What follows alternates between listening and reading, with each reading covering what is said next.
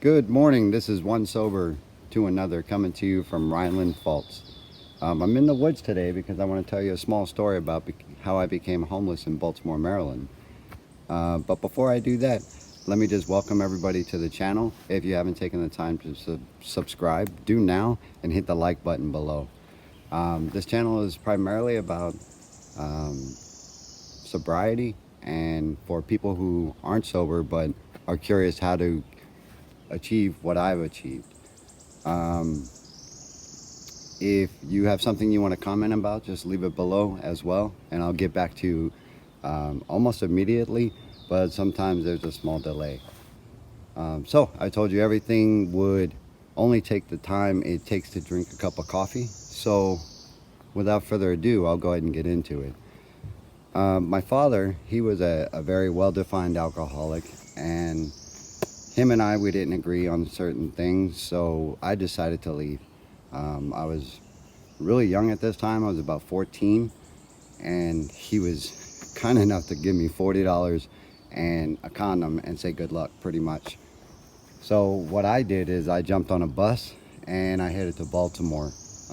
I knew this girl who was living up there, and her dad said that I could stay there. So I went, and I was staying in the house for about 3 days. Lo and behold, one morning I woke up and the guy was kicking me at the feet, and I opened my eye and there was this gigantic gentleman there, and he stood down at me and he said, "Dude, you got about 3 seconds to get the F out of my house."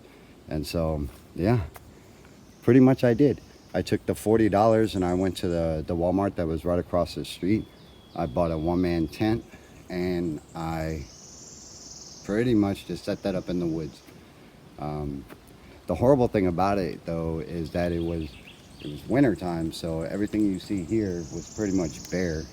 And if you can imagine, you can see about a quarter mile into the wood line. Well, once I put that up, I was like, shit, man, I need a job. And so I went up to a local Friendly's restaurant, and I applied there, and they said, "Hey man, what's your address?" And so I wrote down this fake address. I wrote like 1 Ashland Boulevard or something like that.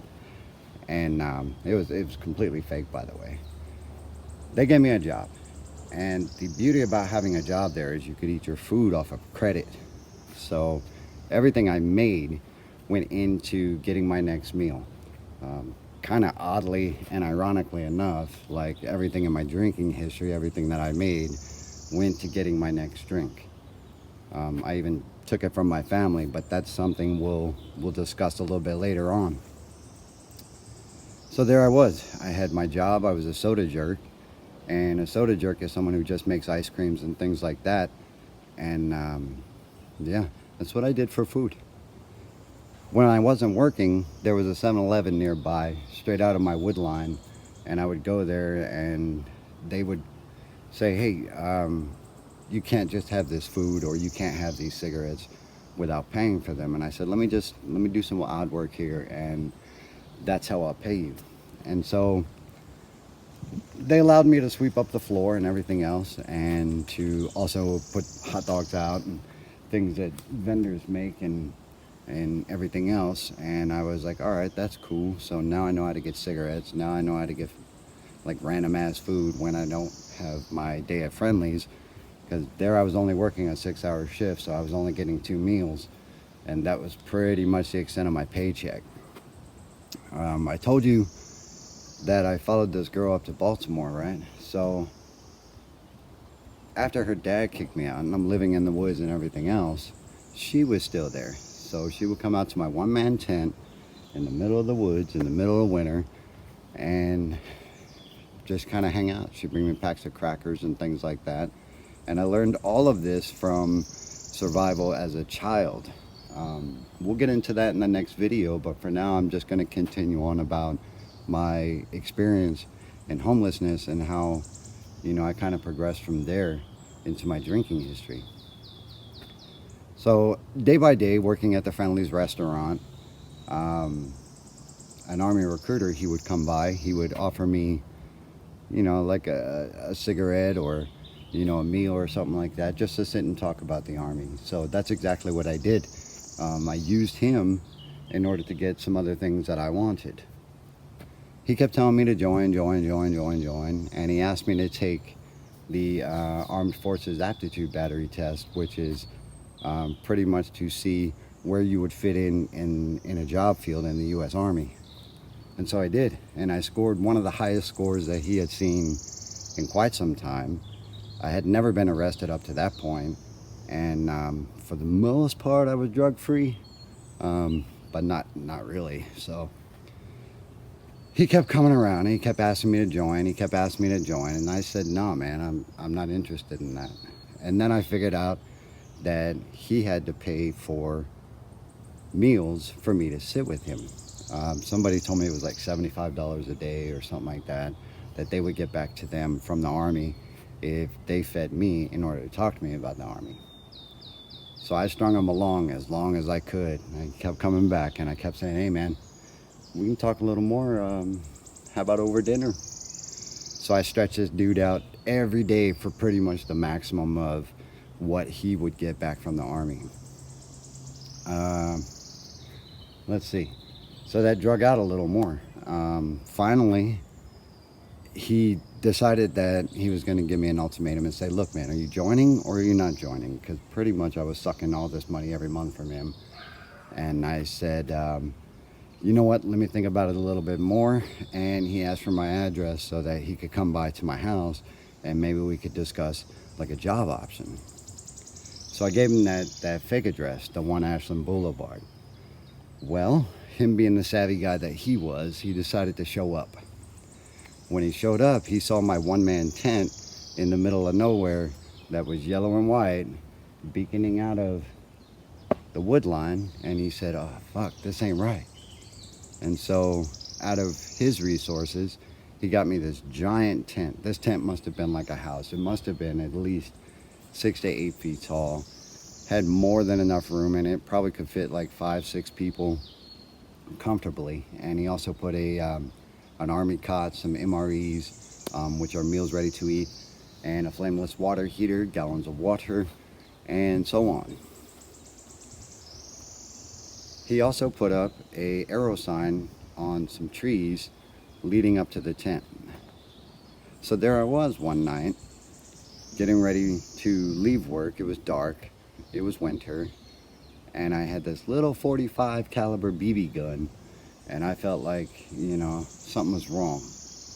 So there I was creeping to the wood line, you know, to go to my tent, to go to my home, and I noticed my tent was gone. I was like kind of dumbfounded. I know that I put it here, and I saw these arrows on the trees. So I thought something was a little fishy. Again, I'm in Baltimore, by the way. And so I pull out my little .45 pistol, and I'm walking through the wood line. I'm like, hey man, I know you're out there. I'm talking to nobody pretty much. And so I just followed this trail along that was obviously placarded so that I could find my way. And when I saw this humongous tent, I was actually blown away. So I went inside. All my stuff was there because I had taken some clothes and things like that, and a sleeping bag that I've accumulated along the way. And it was all there, along with all the other stuff that I just told you about. And it occurred to me that I didn't ask this man for anything, and that he didn't have the right to remove the things that I had in place already. I should have already known something was up as far as where my addiction would go based off of my action with this. Is I completely destroyed the tent. I completely destroyed the flameless water heater. I trashed the MREs. I dumped out all the water, which was fucking stupid, by the way. And I left. I left. I bought a bus ticket with the little bit of money that I had, and I left. I went to Gaithersburg, Maryland. And yeah, so I got off a bus with nothing. And about a year later, I found myself living with these 5 girls in an apartment that only had 2 rooms. And it was going pretty well for a while, but then they started to fight and they started to clash. I became their dope dealer. As long as I supplied them with weed, coke, and acid, they were pretty much fucking happy. and I could live there rent free. So it's kind of a cool gig. There's a motorcycle coming by, so if you hear that, don't sweat it. Hello. And so there I am, about a year later, doing the same shit that I was doing before. I left the wood line, which was just surviving. I was pretty much tired of it. So I went to an Army recruiting station, and yeah, I signed up, and that pretty much launched my drinking career into something that was pretty horrific.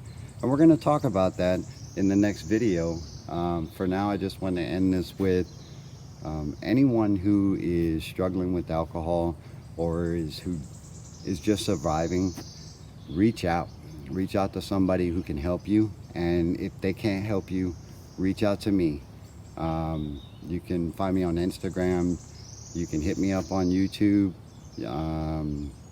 If you want to look me up on Facebook, just DM me directly through Instagram and I'll get you that address, and I will do my part to help you. I've been sober for 4 years now. I drank for about 23 years, and to a point where my life was in jeopardy more than once. And what I would like to do is develop this channel in order to pass those messages along to you. Once I get through my story, which will, the first video will come out either this coming Friday or the following Monday. And I'm telling you, you don't want to miss it. So what I ask you to do is hit that subscribe button, look out for something good, and always remember, some people say that they'll party till they die. I say, I'm gonna sober for my life. One sober to another, I'll see you next time.